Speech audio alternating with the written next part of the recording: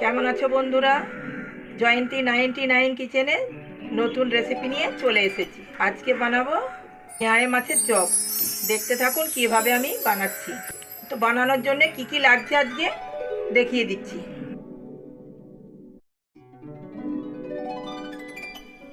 জলটা ঝরে যাবে,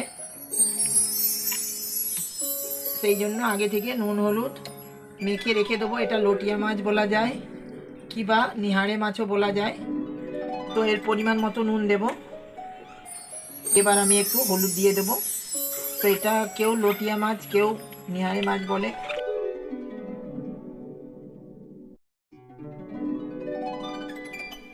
আমি জলটা আগে শুকনো করে নিয়েছি।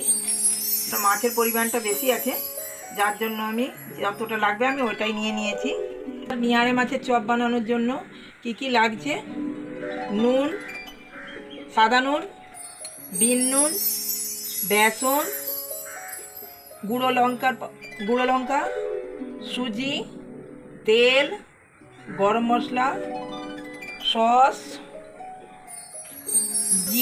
গুঁড়ো জিরে পাউডার, হলুদ, মাছ, নিহারে মাছ, পেঁয়াজ কুচি, লঙ্কা কুচি, আলু সেদ্ধ। আলুটা আমি আগেই সেদ্ধ করে রেখেছিলাম, অনেক সময় লাগবে বলে। আলু সেদ্ধ, অল্প একটু জল।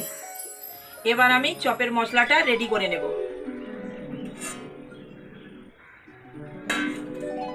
একে একে দিয়ে দেবো।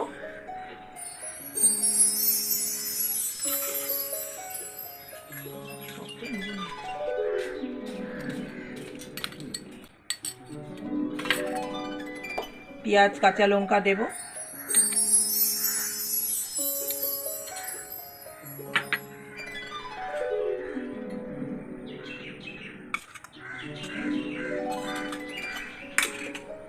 লাগলে আমি আরও নিতে পারি, আগে মেখে দেখি। প্রথমে আমি সাদা নুন দেব, তারপরে দেব অল্প একটু বিন নুন, তারপরে দেব বেসন। পরিমাণ মতো বেসন দিলেই হবে। একটু রঙটা সুন্দর হওয়ার জন্য আমি অল্প একটু হলুদ দেব।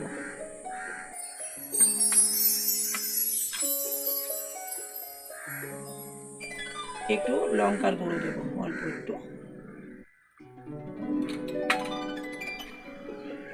একটু জিরে গুঁড়ো পাউডার দেব, জিরে পাউডার। অল্প একটু গরম মশলা দেব।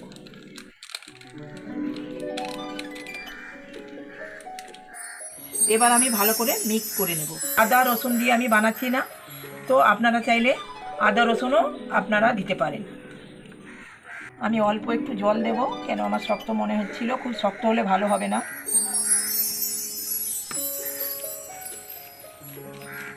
দেখো বন্ধুরা, আমার ভালো করে মাখা হয়ে গেছে, কত সুন্দর। এইভাবে শক্ত করে মেখে নিতে হবে। এবার আমি ছোট ছোট চপের মতো বানিয়ে নেব।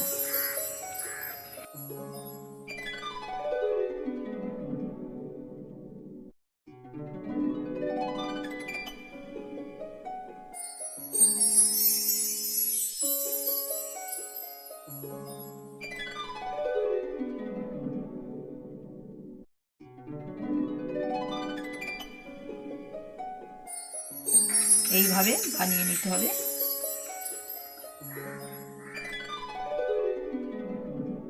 খুব অল্প সময়ের মধ্যে চপটা আমার বানানো হয়ে যাবে। এইভাবেই বানিয়ে দেখবেন কেমন লাগে। তো আমি এবার চপ বানানোর জন্য গ্যাসটা জ্বালিয়ে নিচ্ছি। এবার আমি কড়াটা বসিয়ে দিচ্ছি। ততক্ষণে তেলটা গরম হতে থাকবে, আমি তেল দিয়ে দেবো। সুজি ওর মধ্যে একটু দেব, সেই জন্য আমি তেলটা কড়াই দিয়ে দিচ্ছি। ততক্ষণে তেলটা গরম হতে থাকবে। তো আমার তেলটা গরম হচ্ছে, তো আমি সুজির মধ্যে এইভাবে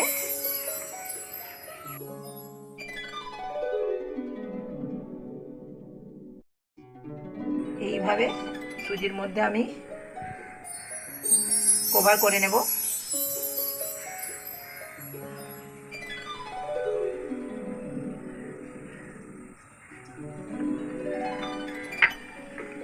আপনারা চাইলে বিস্কুটের গুঁড়োও দিতে পারেন, কিন্তু আমি সুজি দিচ্ছি, সুজিটা বেশি মুচমুচে খেতে ভালো লাগে, তাই জন্য আমি সুজির মধ্যে কভারটা করে নিচ্ছি। দেখতেও সুন্দর লাগবে, খেতেও ভালো লাগবে, যার জন্য আমি সুজিটা দিয়ে দিয়েছি। তো একে একে আমি এরম করে আমি সুজিটা দিয়ে কভার করে নেব। তেলটাও ততক্ষণে গরম হচ্ছে। ঠিক মতো তেলটা গরম হতে হবে, ঠান্ডা তেলে দেওয়া যাবে না। তো আমার তেলটা গরম হয়ে গেছে, তো আমি এই কড়ার আঁচটা আমি মিডিয়াম করে দেব। এবার আমি কড়ার মধ্যে দিয়ে দেবো।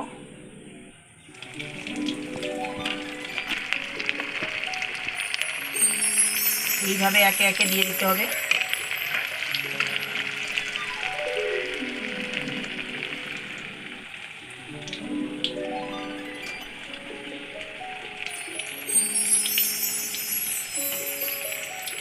একটু লাল হয়ে গেলে তবে নাড়াচাড়া করতে হবে, না হলে ভেঙে যাবে।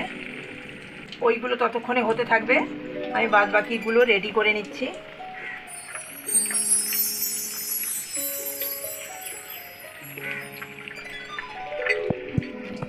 আমার সবগুলো বানানো হয়ে গেছে।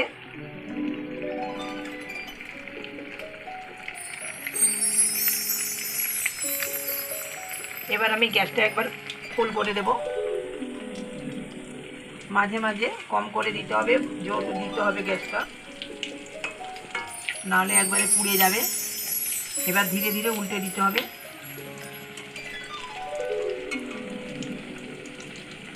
এরম দেখে দেখে যেগুলো হয়ে এসেছে লাল, সেইগুলো আমি এরমভাবে উল্টে দেব।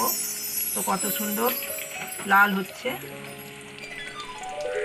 কাঁচা অবস্থায় যদি আপনারা উল্টে দেন তাহলে কিন্তু তেলের সাথে মিশে যাবে। ভাজা হয়ে এসেছে, আর একবার করে একটু উল্টে দেব। গ্যাসটা আমি একটু জোর করে দেব। কত সুন্দর দেখতে লাগছে। তো এইভাবে উল্টে পাল্টে নিতে হবে। আমার কিন্তু একটু ভাঙেনি কিংবা তেলের সাথে মিশেনি। এইভাবে উল্টে পাল্টে নিতে হবে, না হলে এক সাইডে লাল হয়ে যাবে। তো এরকম সব একই সাইজে রয়েছে, একই কালার এসেছে। এবার আমার হয়ে এসেছে। এবার আমি গ্যাসটাও বন্ধ করে দিলাম, আর আমি মাছের চপটা বের করে নেব। একদম কম তেলে চপগুলো আমার ভাজা হয়ে গেছে। একদম কম সময় কম তেলে হয়ে গেছে। দেখুন কত মানে তেলটা যেরম দিয়েছি সেরমই আছে, কিন্তু খুব কম তেলের মধ্যে হয়ে গেছে ভাজা। কত সুন্দর ভাজা হয়েছে, একদম মুচমুচে খাস্তার মতো হয়েছে।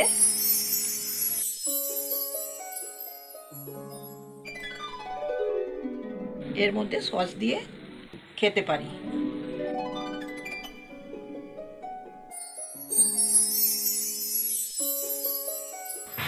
এর মধ্যে আমি সস এইভাবে দিয়ে দেবো, দিলে খেতে ভালো লাগবে, দেখতেও ভালো লাগবে।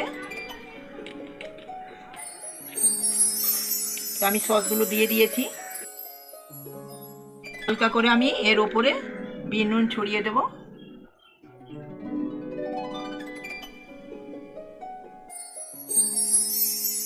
কত সুন্দর হয়েছে। আপনারাও এভাবে বানিয়ে দেখুন, আমি খেয়ে দেখি কেমন হয়েছে। তো দেখো বন্ধুরা কত সুন্দর লাগছে মাছের চপ। খেয়ে দেখছি কেমন হয়েছে।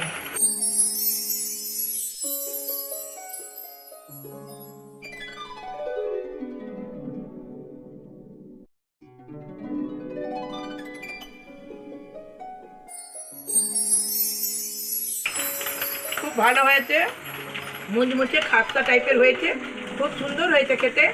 তো আপনারা বানিয়ে খান। অনেক নতুন নতুন রেসিপি নিয়ে আসবো। এইভাবেই সঙ্গে থাকুন, পাশে থাকুন।